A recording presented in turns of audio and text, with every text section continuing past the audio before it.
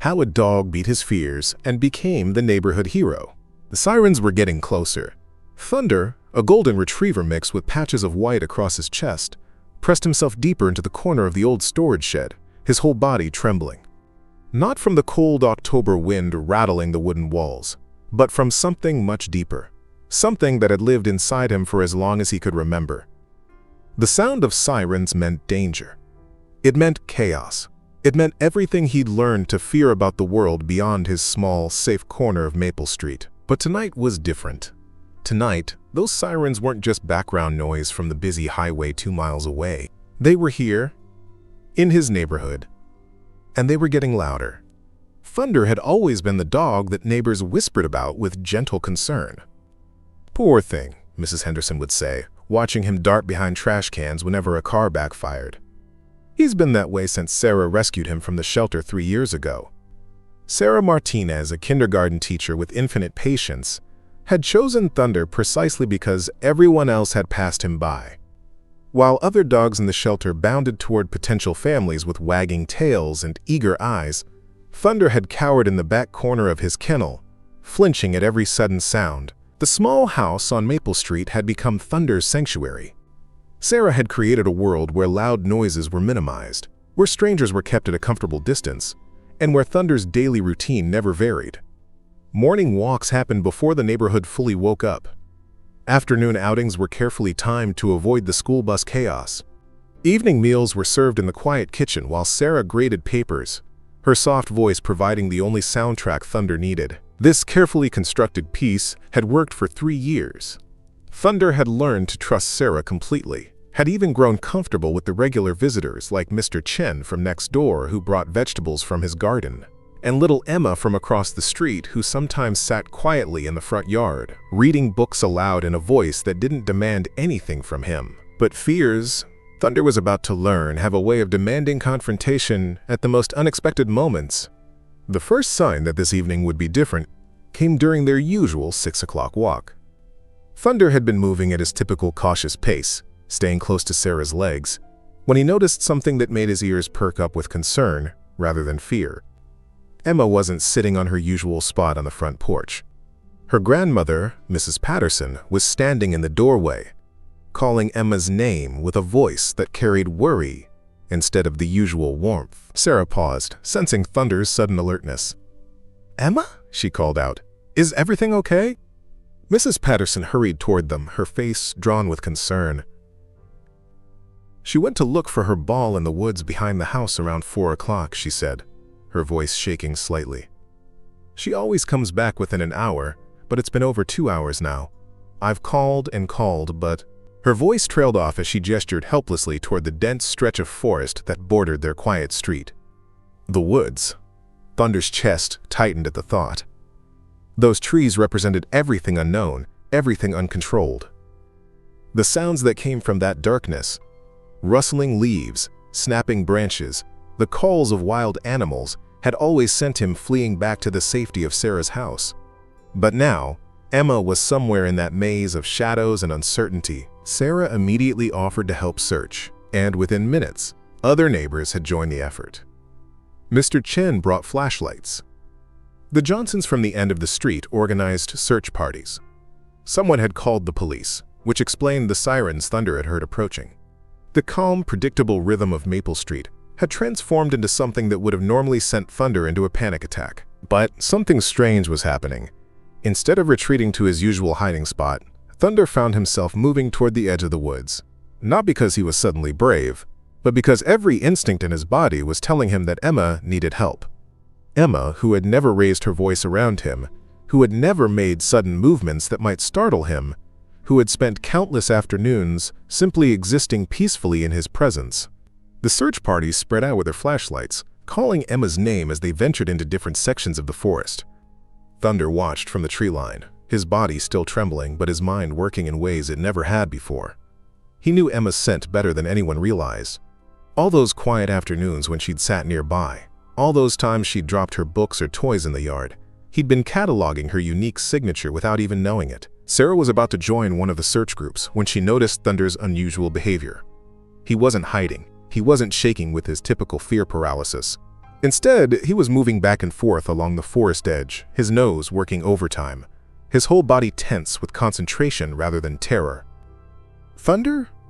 Sarah knelt down beside him, her voice gentle but urgent. "What is it, boy?" Thunder looked up at her, then back at the woods, then at her again. For the first time in his life, he needed to communicate something more complex than hunger, or the need to go outside. He needed to tell her that he could find Emma, but that he needed her to trust him in a way she never had before. Sarah had always been intuitive about Thunder's needs, but this was different. This was Thunder asking her to believe in capabilities he wasn't even sure he possessed. After a moment of studying his face, she made a decision that would change everything.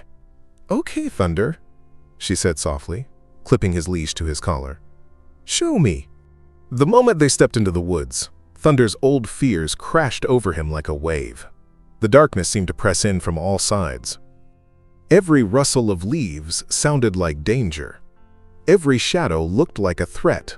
His legs wanted to turn around and run back to the safety of the house, back to his comfortable corner where nothing unexpected could happen. But then the wind shifted, and he caught Emma's scent.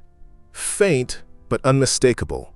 And underneath it, something else that made his protective instincts flare to life. Fear. Emma was afraid. Thunder's entire world shifted in that moment. The sounds of the forest were no longer just noise. They were information. The rustling leaves told him which direction the wind was blowing, helping him track the scent trail. The snapping branches revealed the path Emma had taken, marking her route through the underbrush. His fears didn't disappear, but they transformed into something else. Something useful. Sarah followed as Thunder led them deeper into the woods than she had ever imagined him going. His nose stayed close to the ground, his body moving with newfound purpose. When they reached a small clearing, he paused, circling back on himself, then heading off in a direction that seemed to make no sense to Sarah but felt absolutely right to him. They had been walking for 20 minutes when Thunder suddenly stopped. His ears perked forward, his body going rigid with attention. Sarah listened, but heard nothing unusual. Then, carried on the wind, came the faintest sound. A child's voice, calling for help. Thunder didn't wait for Sarah to catch up. Fear and courage battled in his chest as he crashed through the underbrush, following the sound. He found Emma in a small ravine, sitting beside a fallen log, her ankle clearly injured, her face streaked with tears. She had been calling for help, but her voice had grown hoarse and weak. When Emma saw Thunder appear through the trees, her face transformed with relief and disbelief. "Thunders," she whispered, as if she couldn't believe this was the same dog who usually hid from her grandmother's vacuum cleaner. Thunder approached slowly, his own disbelief matching hers. Here he was, in the deepest part of the woods, in the exact situation he had always feared most, and instead of panic he felt calm, purposeful, like this was exactly where he needed to be. But the real challenge was just beginning. Emma couldn't walk on her injured ankle, and the ravine was too steep for Sarah to navigate safely in the growing darkness. Thunder realized that he would have to go back, alone, and somehow communicate Emma's location to the search parties. The journey back through the woods tested every ounce of courage Thunder had discovered. Without Sarah's presence, without Emma's immediate need to focus on, his old fears came rushing back.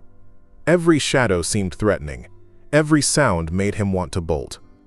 But each time he felt himself beginning to panic, he remembered Emma's tear-streaked face and the trust in her voice when she'd whispered his name. When Thunder emerged from the woods, the search had grown into a full neighborhood effort. Police officers, firefighters, and what seemed like half the town had gathered on Maple Street. The sight of so many people, so many uniforms, so much chaos, should have sent Thunder into complete meltdown. Instead, he ran directly to Mrs. Patterson, barking in a way he had never barked before. Not the frightened yipping that people had occasionally heard from him, but clear, purposeful barking that demanded attention. Mrs. Patterson looked down at him in amazement. This was the dog who usually hid when she rang the doorbell, and now he was standing in the middle of the street, surrounded by strangers, demanding to be heard. "He found her," Mrs. Patterson said, her voice filled with wonder. "He found Emma." One of the police officers approached Thunder carefully, having been briefed on his nervous disposition. But Thunder didn't shrink away. Instead, he moved toward the woods, looked back at the officer, then repeated the motion, the universal language of "follow me," that even the most anxious dog could speak when the stakes were high enough. The rescue that followed became the stuff of neighborhood legend. Thunder led a team of firefighters through the woods, his confidence growing with each step. He guided them directly to the ravine where Emma waited, his path so precise that the rescue team later said they couldn't have planned a more efficient route themselves. As Emma was carefully lifted from the ravine, her ankle stabilized and her spirits lifted by the sight of so many people who had come looking for her, she reached out to touch Thunder's head. "Thank you," she whispered, and Thunder understood that something fundamental had changed in both of them. The walk back to Maple Street was different from any walk Thunder had ever taken. He wasn't hiding behind Sarah's legs or flinching at every sound. The police officers, the firefighters, the neighbors, none of them seemed threatening anymore. They were just people who had cared enough about Emma to drop everything and help search for her.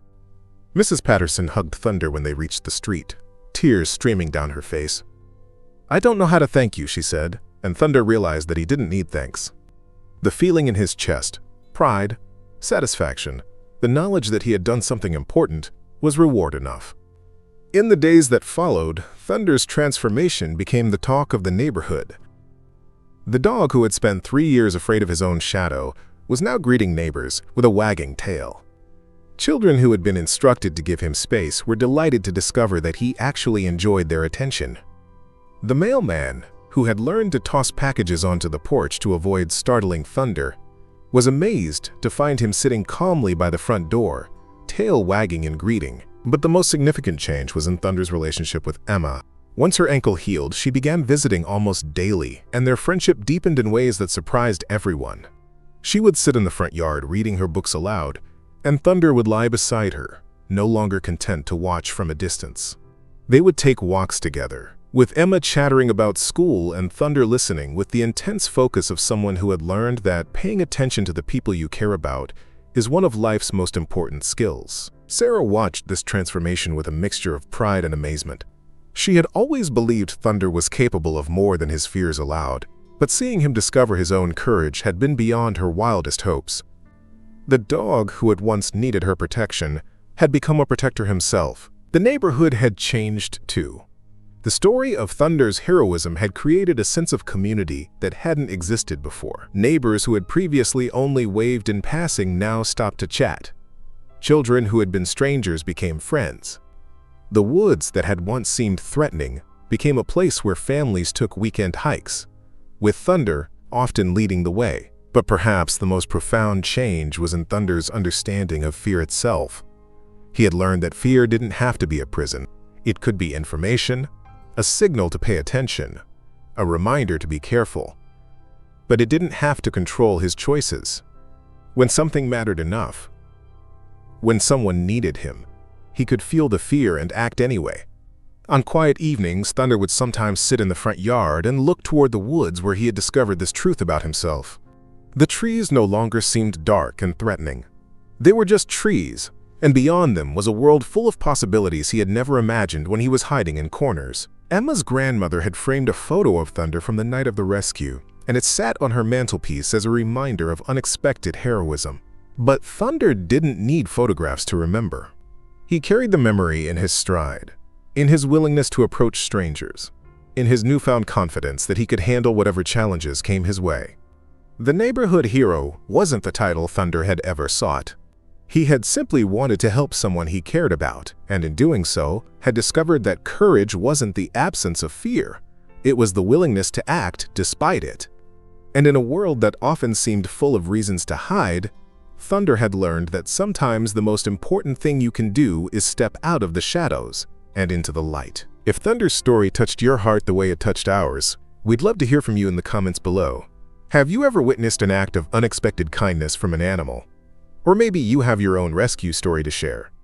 Stories like Thunder's remind us that heroism comes in all shapes and sizes, and sometimes the smallest acts of courage make the biggest difference. If you enjoyed this journey with Thunder and Emma, consider subscribing to our channel for more heartwarming stories that celebrate the incredible bond between humans and animals. Your support helps us continue sharing these powerful tales of hope, loyalty, and love. And who knows, your own story might inspire our next episode. Until next time, remember that even in our darkest moments, We all have the power to be someone's hero.